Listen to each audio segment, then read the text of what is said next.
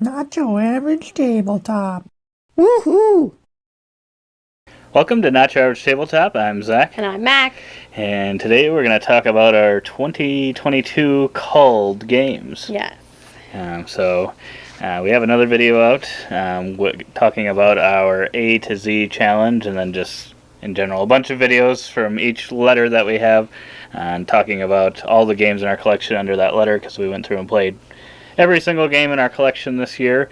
And one of the reasons we wanted to do that for was to cull some games, get rid of some games that we just knew we were never going to play, whether or not some of those games we might still like, but we just know that, am I ever going to get this to the table? Probably not. Mm-hmm. We got to 19 games. It's not the biggest amount. No, but it's more than I thought we were going to do. That is true.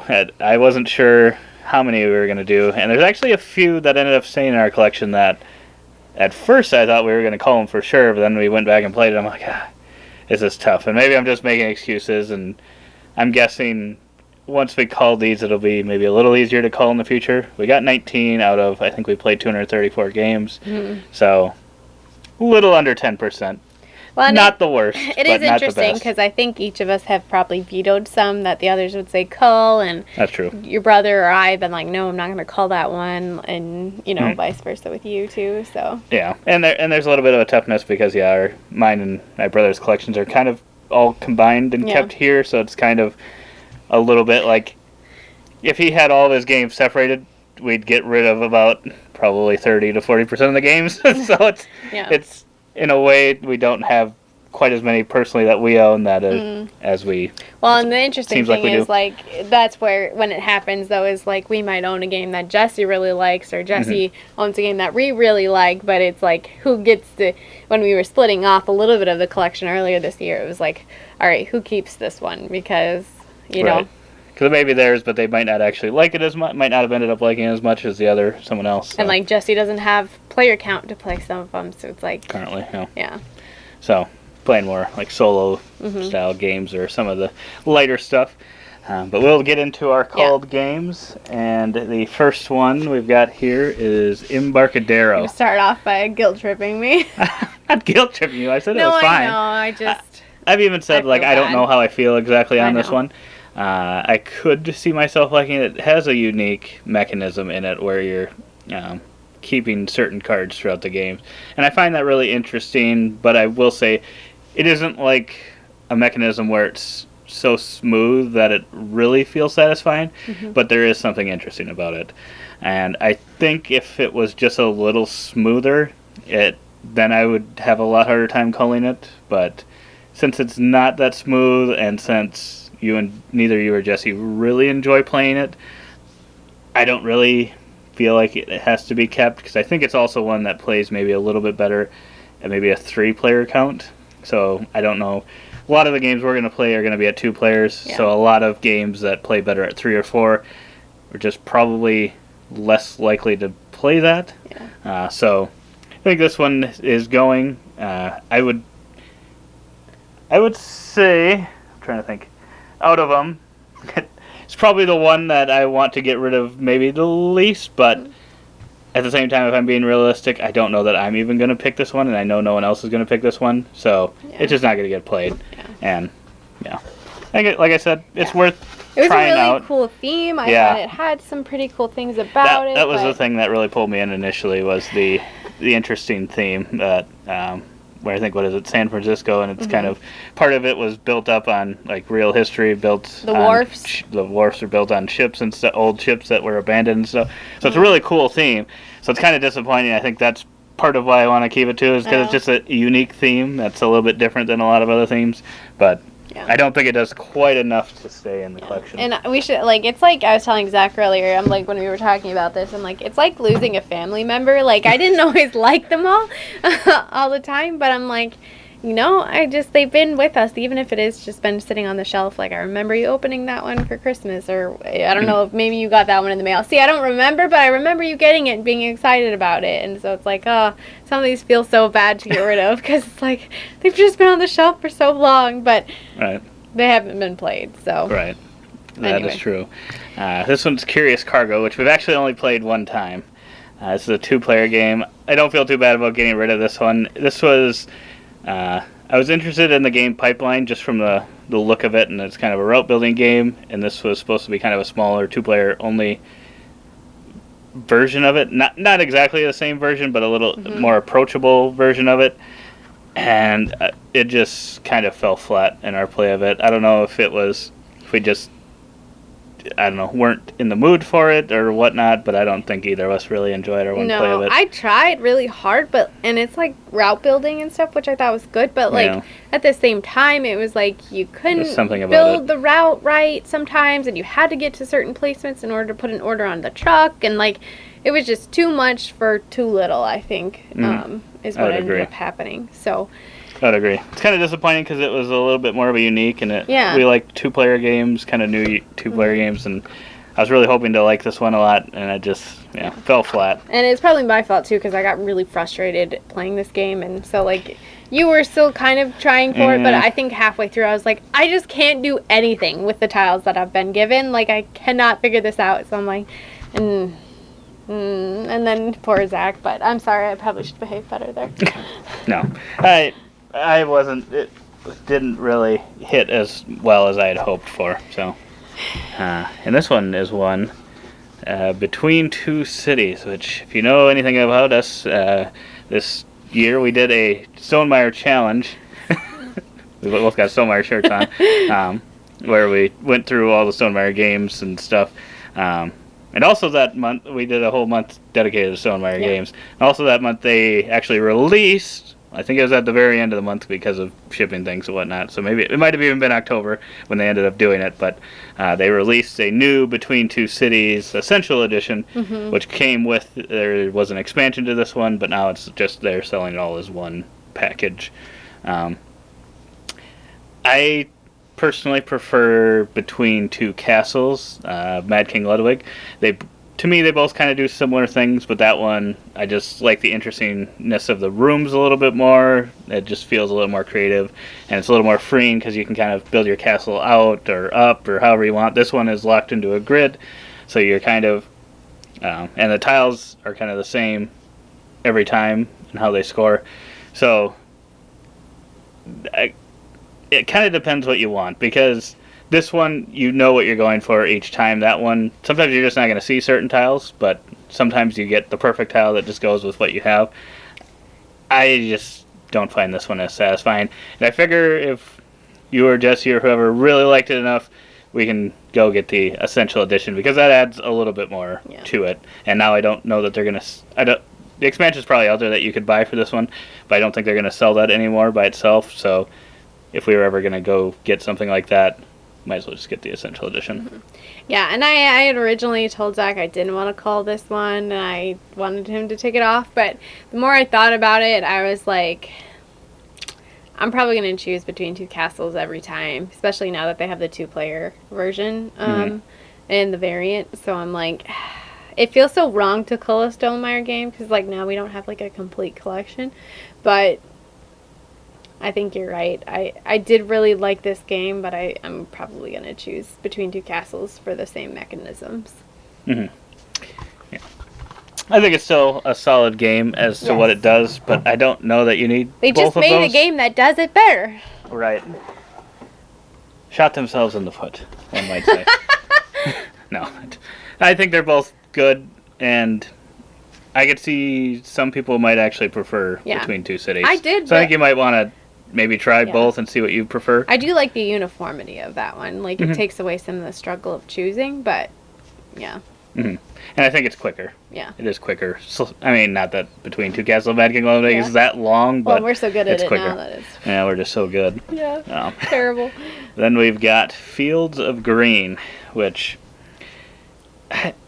It's a good game. Yeah. It's an interesting game, and we both come from small town, Midwest farming communities, so it kind of has a lot of things that go back to that. I mean, it's got different fields that you're planting, and then you what is it? It has you can get animals and stuff and equipment whatnot. You're kind of building up your tableau of a farm, yeah, and you're kind of trying to get certain things next to each other to score points and stuff.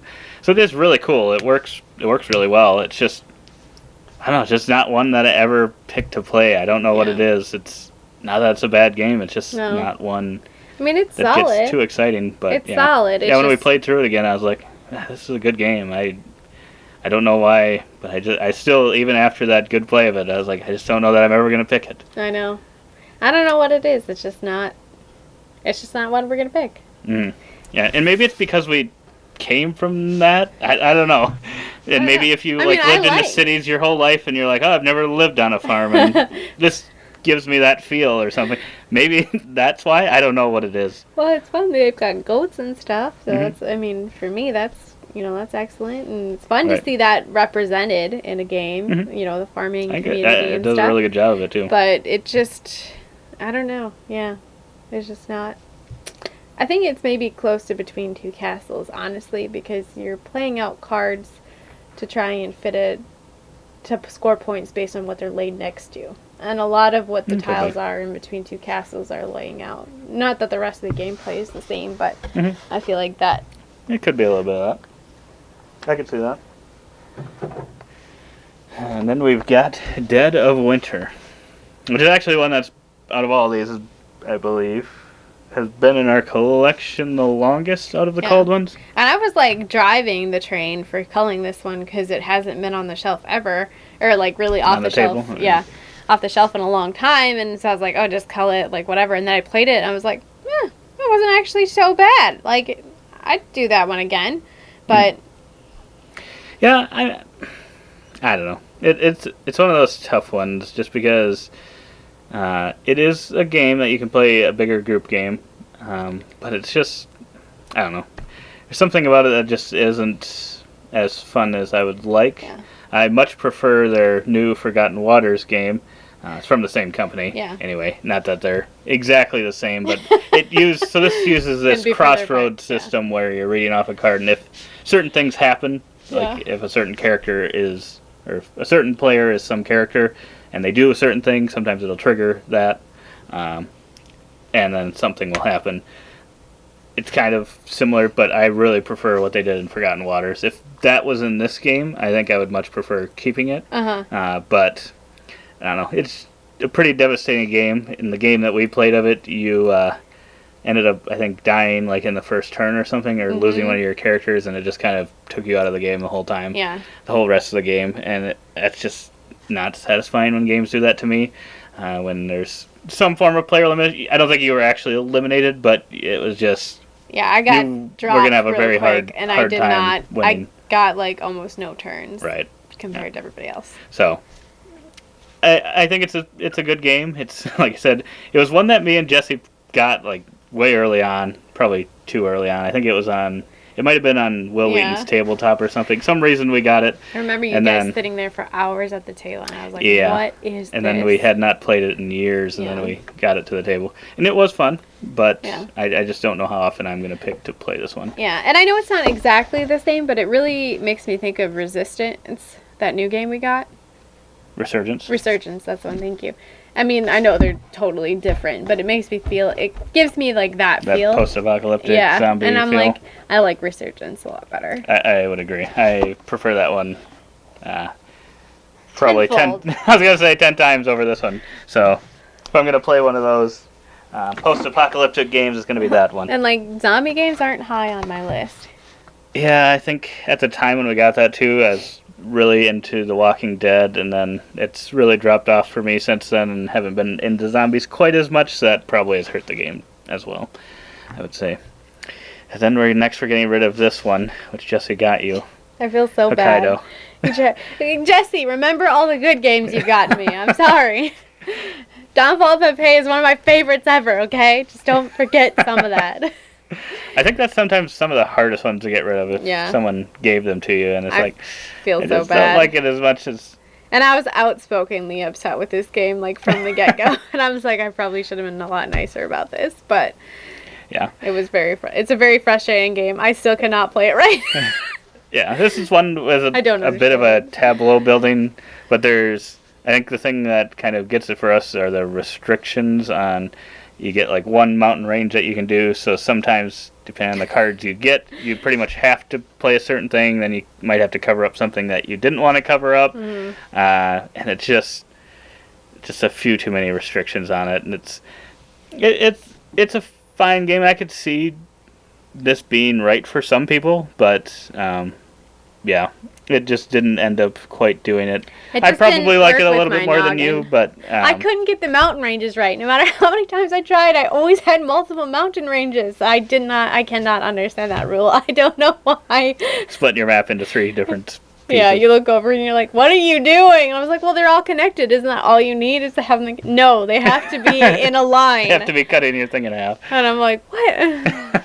But it's not a good time. No, it's fine. I think there's another one that might be a little less restrictive. Yeah, that's Zach and Carson played the other one. I can't remember what it was called. Yeah, I haven't played that one. Hokkaido? Yeah, if it's different enough, I don't know. You can let us know in the comments below if you played both of them, which one you prefer. Yep. If the other one's any maybe better? You think that one's significantly Carson's better. like, we played this great game, and I was like, uh-oh. You mean Hokkaido? No, I'm not playing that with you. Yeah. Oh, can you see? Can they see? That's what I was trying to. But maybe they can. So I mean, it down. Yeah, and there's nothing wrong with people liking games that we don't like either. So no, not at all. It's good to know that some it people takes do all like kinds, it, and that's why there's so many. There's so many. This one is Chameleon. I don't know if you can see the title, but that's what it does say in there somewhere. I don't even remember what the best way is to see it. And this is it's got the Dice Star Seal of Excellence, and wow, it's a I always forget the name of these. What is party game? Oh, this is a party game, but like Deception, Murder in Hong Kong. You've got I want to say Hidden Traitor, but it's not actually Hidden Traitor. It's I don't know. You're trying to figure out who the chameleon is. So one player. Who done it? One player is the chameleon, and they don't know like a certain word or whatever that you're trying, or group of words. It's been a while since we played it. But anyway, that player has to. So I think there's like a list of words, and they have to pick one. Every player has to pick one, and then they kind of have to potentially say why they picked that one to meet the whatever word was out there. So everyone knows it except the chameleon, and they're trying to pretty much convince everyone else that someone else is the chameleon because they don't want to get caught. And I don't think that's a bad game. It's just I don't think it's a game for us because I think there's just too many people in our group that I wish I knew what the term was of these types of games. I always forget it. But the deduction whatever it is, where you're trying to reasoning? No, it's like you're trying to deduce who the bad person is in the group. Okay. It's kind of like the resistance and stuff as well, where you're trying to find out who the bad person is. And the thing with these games is you need everyone at the table to be able to be the person that is the bad person. Yeah. And some people, if they're not good at it, it's not that it ruins the game. It's just and maybe I'm just projecting what I would think they'd be feeling, that they wouldn't be enjoying the game as much. And I'd rather have people enjoying the game, and if they're like, oh, I just really don't like lying and trying to deceive people, or it's just tough for me to think on my feet and be like, oh yeah, this is why I picked that. Whereas sometimes, then that becomes pretty obvious, like, I did that because so-and-so. So I just don't think our group it's right for our group. But if you like those types of games, this one's a solid one. If you're a bunch of liars, dirty liars, this game's for you. A bunch of dirty liars. Hit that subscribe button for more content like that. Right. And actually, that was one that did get saved by Pepper Deception, Murder in Hong Kong. I think that one could go too, just because. Yeah. I think the Resistance is the best one of the games that we have that are like that, because it doesn't require quite as much lying. Like, these ones put you on the spot, and that's just a lot tougher to deal with than I think when it's more of a group lying one. Yeah. I like being the detective in murder. Oh, okay. I don't like being the liar, and I don't like trying to figure out who it is. Right. So I totally feel that. Totally.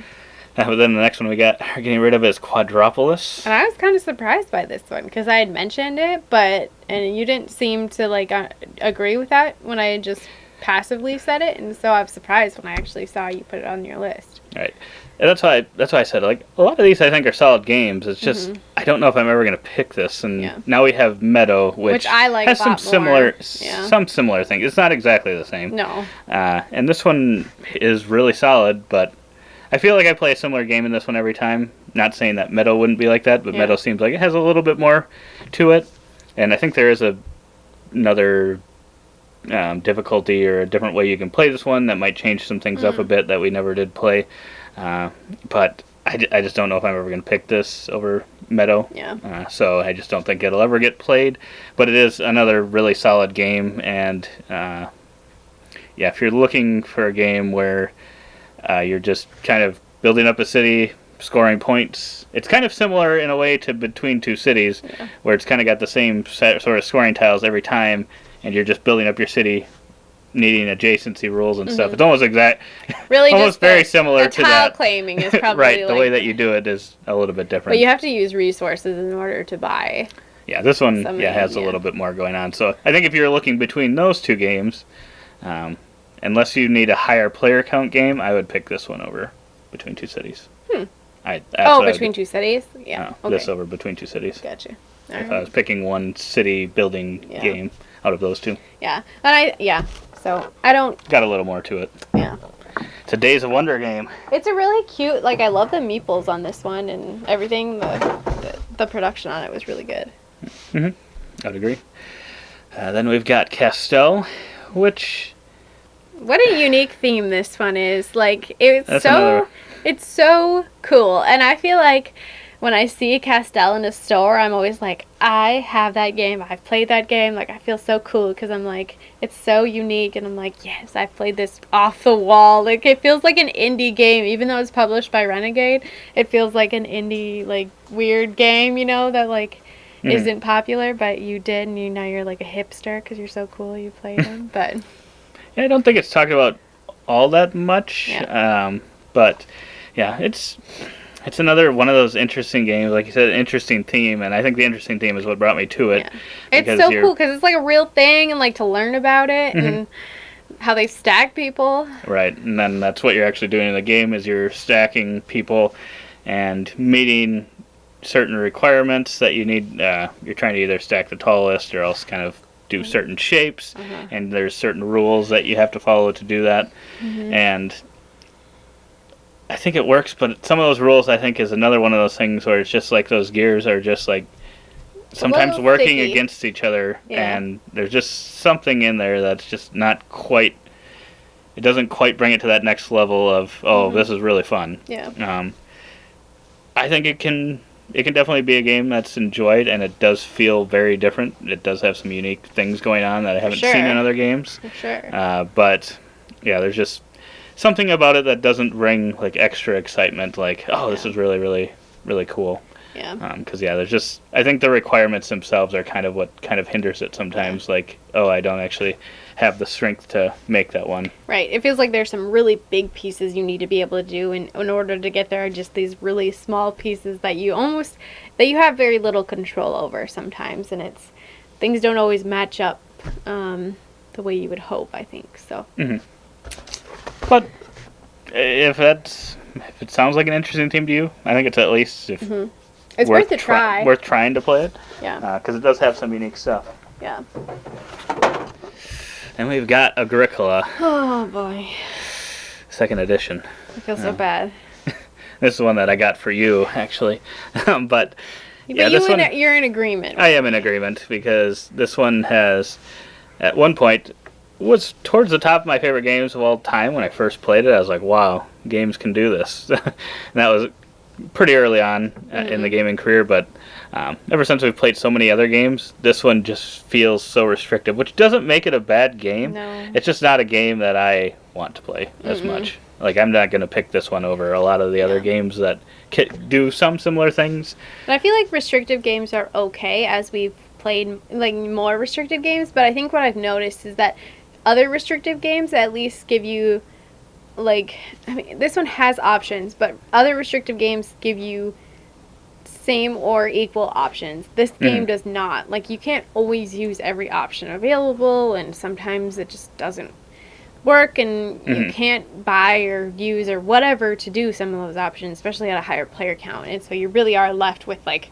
not great options sometimes. And part of the restriction on this game is having to feed your people and stuff, and down with the feed your people mechanism. I hate it. Yeah, in most games, I can't remember. I thought there was one that did it decently well. Yeah. That we played recently. I don't remember what it was, but yeah, what was it? Like this one, it's just, I don't know. It just isn't It's not a thing that's satisfying. It's just like, I got to do this, and you don't really want to. Wow. So it's just it's an amazingly solid game. It works, and like I said, I bought it for you, even though we already had one. We do have another copy in our game group, so if we ever do want to play it, we do have the option to do that. So that was another reason to be able to get rid of it. Feed your people in Rurik? That's gonna bug me now. No, I don't think so. Resurgence? I don't remember. All right, we'll just keep going. That's gonna bug me though. So the next one is Alma Mater, and we actually have not played this one since the beginning of the year, since it was an A game. I feel so bad. We only played it one time, but I really, really loved Coimbra. I don't think you've played Coimbra yet. No, it's on the list. But so I was like, oh, this is from kind of the same designers and even the same company producing it or publishing it. So I was like, oh, this should be good, and it has these really cool looking books. And we played it at 2 players, which I don't think is the best player count to play this at, but I know Jesse has no interest in the game, so I just don't know how often we're going to get it played at 3 players, and I'm probably, based on that first play experience, probably always going to pick Coimbra over this one, so probably don't need them both. Even though they do different things, I wouldn't say that Coimbra and this one are the same game, but I'm gonna look at them the same because the artwork is very, very similar. They even use some of the same artwork again, I believe, for the people. So I'm gonna actually think of, for playing this, I'm gonna be like, oh, could be playing Coimbra, even if they're not the same mechanisms or anything. So yeah, I think it's an interesting Euro game. I think if you really, really enjoy Euro games and you typically play at 3 to 4 players. This could be one to take a look at, but I would say if you like Coimbra, so you think you'll like this one, I don't know that that's necessarily going to be the case. Yeah, it was fine. It's just it didn't work for me. Like the pathway when we were playing it, I just couldn't see it, and it didn't really come into view, and so I just couldn't get it figured out. And there are just other Euro games in our collection that I feel like I get so much better, and so I was like, it doesn't do anything new for me, I don't think. So. Yeah. All right. And we've got Broom Service, the card game, and this one I think, so I'd heard some decent things about Broom Service, and I saw this on sale, and I thought it was Broom Service, because it was on Miniature Market, so I didn't actually see this in person, but it was actually the card game version of it. Whoops. So already from the start, someone was fighting, and I don't know exactly what the differences are between this and Broom Service are, but if it's similar, I think we'd need one this is one that's going to play better at higher player counts, and we don't play that often at higher player counts. And even when we did play those few games of it, it wasn't anything amazing. It was fine. Kind of a little bit too much luck in it, I think. Agreed. Yeah, it was fine. We were thinking about it. Didn't immediately get called, but now I think it would. After playing all the rest of the games in our collection, I'm just like, I'm never going to pick that game. No. So we got Tokyo Highway, which I also knew was going to have a tough time after we attempted to play it the first time, and me, you, and Jesse played it the first time, and you accidentally knocked something over and then just quit. I was like, this is the most frustrating It is very frustrating. Stupid game. Like, I was like, no, I'm not about this. It's too abstract. I don't know what it is, but I'm like, it's cute. I love the artwork and stuff, the components, but I was like, nope. I would say this is one of my bigger disappointments, just because, yeah, I love the look of the box. It's an interesting looking thing, and because you're kind of building up a highway or system where you're putting cars on it and stuff, so it's a really cool look when you have it built up. But yeah, just the actual gameplay and stuff, you just spend too much time just trying to add new road pieces and stuff, and it's just not that enjoyable. We've got Minara, which is a cooperative game where you're building up these temples and trying to stack them a certain height, and that's just so much more enjoyable than this one, so I pick that over this every time. Yep. I don't know if you really like maybe some back and forth feel on this. You like games that are probably going to last a long time. This might be for you, but Dexterity? Yeah, dexterity. It's like element. dexterity chess, kind of. Yes, I would agree, because you're trying to either go under like everybody's roadway, be the bottom roadway, or be on top of everyone. And it's just... How you get It there? is pretty thinky, so For the I guess if you civil really engineer like in your that... life. If you really like that, it might be the game for you. Yeah. But it's kind of disappointing because it has kind of more of a family look to the box cover, so it's kind of disappointing that it's, I would agree, very chessy feeling for what shouldn't be a chessy game. No. And then we've got Exchange. And this is one that I wouldn't have been... I guess I could have kept this one, but you didn't really enjoy it. And this is another one that it's going to play better at higher player counts. I think that's going to be a common thing on some of these, is if it requires 4 players, it's like, if we do have that size of group, I'd rather play these other games. Yeah. So that's the tough part. But this one's kind of just a kind of over-the-top, fun market game where you're kind of all hidden secret bidding on things to kind of push. I think there's like bond stocks and something else. Cash. Yeah, cash or whatever it is, and you're pushing the market either up or down on those things, or you can move it up or down. And if it hits the top, the market bursts, the bubble bursts, and the value becomes less. Drops. And kind of if it goes down too far, then it goes to the top. So there's kind of that element of, are they going to try to burst it? Because if they are, then I better put it down so that it doesn't move and it stays at the top or something. But then maybe they thought, they're going to put it down because they think I'm going to put it up, so I'm going to put it down too, and it's going to move down twice.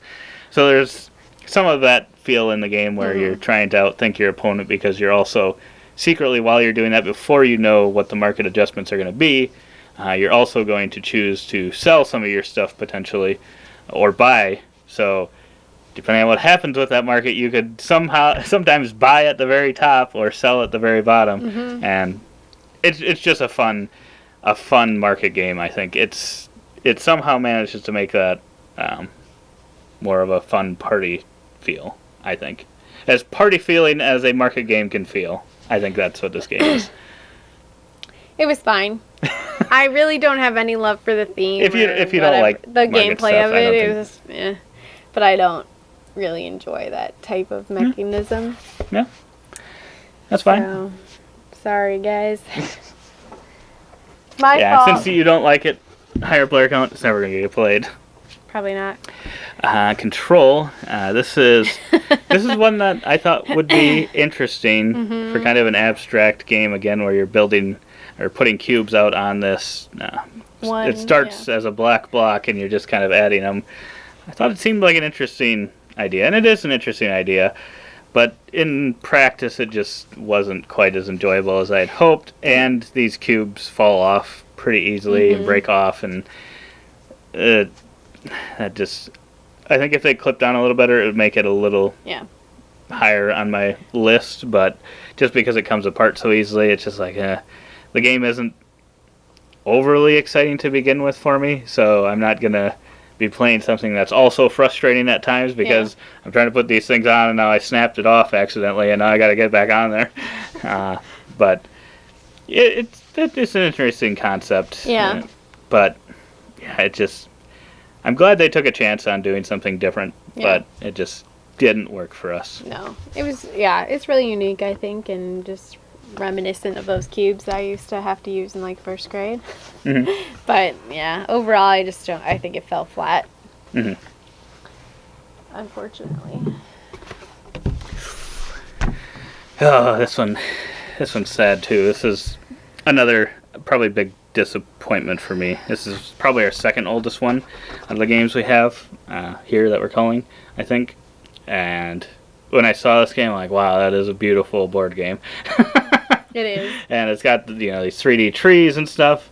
It's just like, wow, that really looks cool. And then you play the game, and it's just like, it's just frustrating. I would never want to play this at more than 2 players. And I think it depends on who you're playing with too. But even if you were all playing nice, the board would just be too crowded.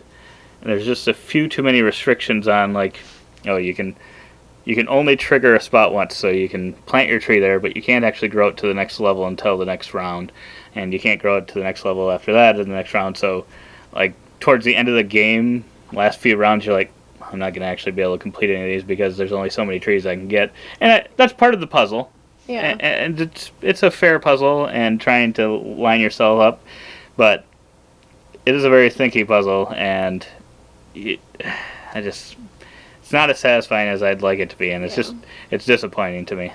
Yeah, and I think early on playing it, I think I've only played this game once, and I think the first playthrough of it, I was just really frustrated. I didn't understand, and whether that was from like lack of experience in board gamings or games or like the game itself, but like I really had no desire to come back to this one after that, and then it just sat on the shelf longer and longer and longer, and I was just like, yeah, I don't know, and then I didn't even play it when we did the A to Z, but then to hear you say that it just wasn't holding up, I was like, all right, then I'm good.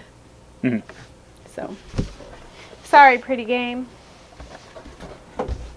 Oh. Got a Azul stained glass of Sintra. By call, you mean give this to somebody in the family, right? We'll see. But I feel so bad. When we were at the World Series of Board Gaming this year, we ended up playing Azul, Summer Pavilion, and the Queen's Garden one. And I just much preferred the Summer Pavilion. Yeah. So I don't know that I need both of these. It's not that one of those. This one's not a bad game, and I think it plays well at all the player counts. It does. I just don't know how often we're going to play it. We played it a lot when we first got it. We did. So it's not like it didn't get played. It's just one of those that we played so much early on and that we just aren't going to pick it that often. Yeah, and I think I personally, even though we played it wrong like the first 2 times, I like the scoring better in Summer Pavilion than I do in this one. And I think that's kind of just the squeak out there on the win. And yeah, it's still a great game, and my sister really likes this one, so who knows, maybe we'll just gift it to her. Maybe. We will see. Abby, comment on this video if you want it. Put her on the spot.